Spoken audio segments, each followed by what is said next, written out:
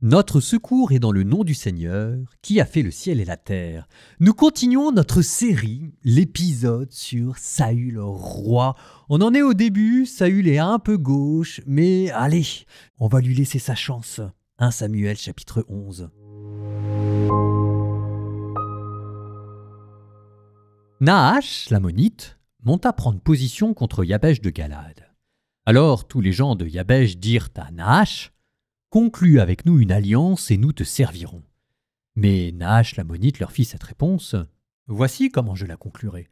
En vous crevant tous à l'œil droit, j'infligerai cette infamie à tout Israël. » Les anciens de Jabesh lui dirent: « Laisse-nous un répit de 7 jours, que nous puissions envoyer des messagers dans tout le territoire d'Israël, et si personne ne vient à notre secours, nous nous rendrons à toi. » Les messagers arrivèrent à Gibéa de Saül et rapportèrent ces paroles aux oreilles du peuple.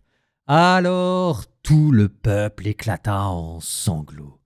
Or voici que Saül revenait des champs derrière ses bœufs et il demanda: « Qu'a donc le peuple? Qu'a-t-il à pleurer ainsi ?» On lui répéta les paroles des gens de Yabesh. L'Esprit de Dieu s'empara de Saül quand il entendit ces paroles, et il s'enflamma d'une grande colère. Il prit une paire de bœufs, les dépeça, et on envoya les morceaux dans tous les territoires d'Israël par l'entremise des messagers qui dirent: « Celui qui ne partira pas au combat derrière Saül et Samuel, voilà ce qui arrivera à ces bœufs. » La terreur du Seigneur s'abattit sur le peuple, et ils marchèrent tous comme un seul homme. Saül les passa en revue à Bézek. Les fils d'Israël étaient 300 000 et les hommes de Juda 30 000. On dit aux messagers qui étaient venus: « Transmettez ceci aux gens de Yabesh de Galad. Demain, quand le soleil sera au plus chaud, vous aurez du secours. » Les messagers vinrent informer les gens de Yabesh qui s'en réjouirent. Ceux-ci dirent aux Ammonites: « Demain, nous nous rendrons à vous, et vous nous traiterez comme bon vous semble. » Or, le lendemain, Saül disposa le peuple en 3 colonnes. Ils pénétrèrent dans le camp aux dernières heures de la nuit et frappèrent les Ammonites jusqu'à l'heure la plus chaude du jour. Alors les survivants se dispersèrent, et il n'en resta pas 2 ensemble. Le peuple dit à Samuel: « Qui donc disait: Saül régnera-t-il sur nous? Livrez-nous ces gens-là, que nous les mettions à mort. » Mais Saül déclara: « On ne mettra personne à mort en un tel jour, car aujourd'hui même, le Seigneur a réalisé le salut en Israël. » Samuel dit au peuple: « Venez, allons à Gilgal, nous y renouvellerons la royauté. » Tout le peuple alla donc à Gilgal. Là, à Gilgal, on fit roi Saül en présence du Seigneur, on offrit des sacrifices de paix en présence du Seigneur, et là, Saül et tous les gens d'Israël se livrèrent à de grandes réjouissances.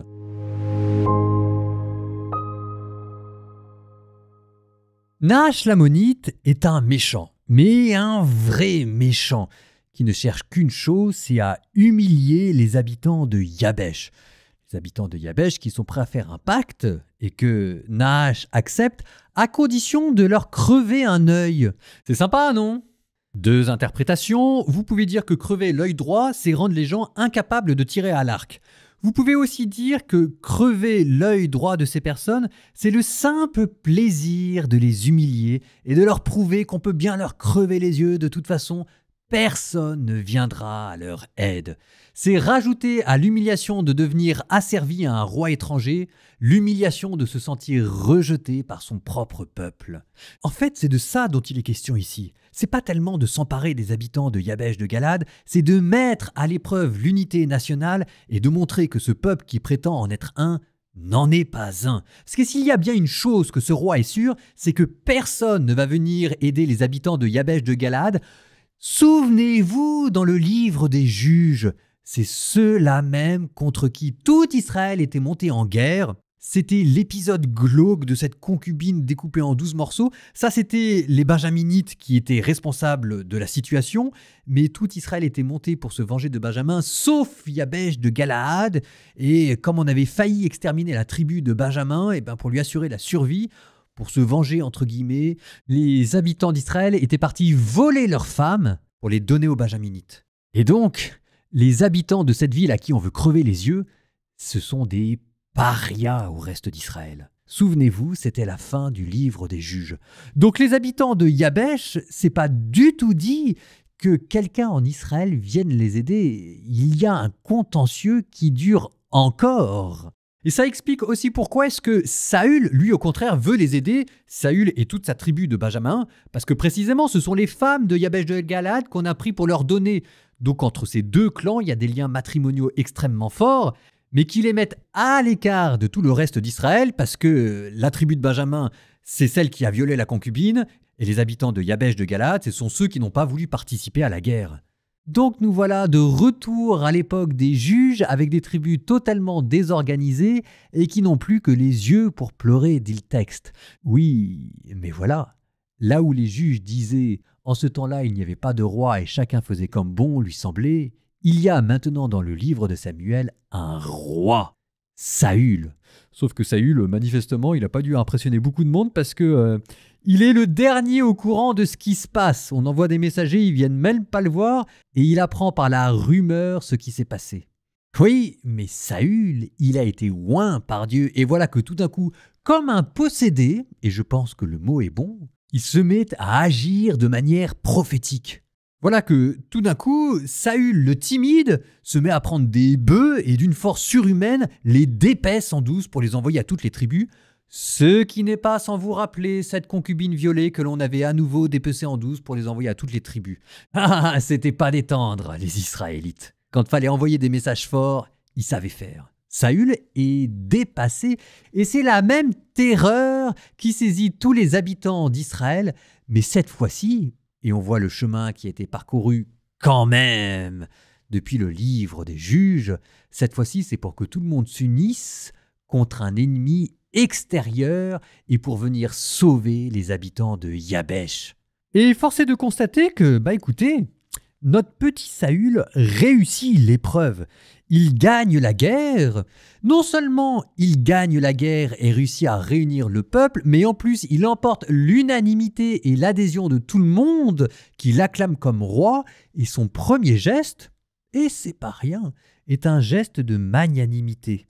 Verset 13, Saül déclara « On ne mettra personne à mort un tel jour, car aujourd'hui même le Seigneur a réalisé le salut en Israël. » Vous voyez, Saül, il est peut-être dépassé par la situation, n'empêche qu'il avait en lui tout ce qu'il fallait pour être roi. Il y a quand même une chose, moi, je fais mon rabat-joie, mais qui me met la puce à l'oreille. C'est cette espèce de, de cyclothymie. Mais le fait que d'un côté, Saül soit extrêmement timide, maladivement timide et dépassé par les événements, et tout d'un coup saisi par l'Esprit du Seigneur au point d'être cruel et de dépecer un bœuf pour promettre ainsi à la mort tous ceux qui s'opposeront à lui. On passe du feu à l'eau et de l'eau au feu tout de suite sans transition. C'est pas dit que Saül soit vraiment maître de son esprit. Ah, il y a une petite fragilité là, j'allais dire une première fissure. Psaume 68, deuxième partie. Et moi, je te prie, Seigneur, c'est l'heure de ta grâce. Dans ton grand amour, Dieu, réponds-moi. Par ta vérité, sauve-moi. Tire-moi de la boue, sinon je m'enfonce. Que j'échappe à ceux qui me haïssent à l'abîme des eaux. Que les flots ne me submergent pas, que le gouffre ne m'avale, que la gueule du puits ne se ferme pas sur moi. Réponds-moi, Seigneur, car il est bon ton amour. Dans ta grande tendresse, regarde-moi. Ne cache pas ton visage à ton serviteur. Je suffoque. Vite, réponds-moi. Sois proche de moi, rachète-moi, paie ma rançon à l'ennemi. Toi, tu le sais, on m'insulte. Je suis bafoué, déshonoré, tous mes oppresseurs sont là devant toi. L'insulte m'a broyé le cœur, le mal est incurable. J'espérais un secours, mais en vain. Des consolateurs, je n'en ai pas trouvé. À mon pain, ils ont mêlé du poison. Quand j'avais soif, ils m'ont donné du vinaigre. Que leur table devienne un piège, un guet-apens pour leurs convives, que leurs yeux aveuglés ne voient plus, qu'à tout instant les reins leur manquent. Déverse sur eux ta fureur, que le feu de ta colère les saisisse, que leur camp devienne un désert, que nul n'habite sous leur tente. Celui que tu frappais, il le pourchasse, en comptant les coups qu'il reçoit. Charge-les, faute sur faute, qu'il n'ait plus d'accès à ta justice, qu'il soit rayé du livre de vie, retranché du nombre des justes. Et moi, humilié, meurtri, que ton salut, Dieu, me redresse. Et je louerai le nom de Dieu par un cantique, je vais le magnifier, lui rendre grâce. Cela plaît au Seigneur plus qu'un taureau, plus qu'une bête ayant cornes et sabots. Les pauvres l'ont vu, ils sont en fête. Vie et joie à vous qui cherchez Dieu, car le Seigneur écoute les humbles. Il n'oublie pas les siens emprisonnés. Que le ciel et la terre le célèbrent, les mers et tout leur peuplement. Car Dieu viendra sauver Sion et rebâtir les villes de Juda. Il en fera une habitation, un héritage, patrimoine pour les descendants de ses serviteurs, demeure pour ceux qui aiment ton nom.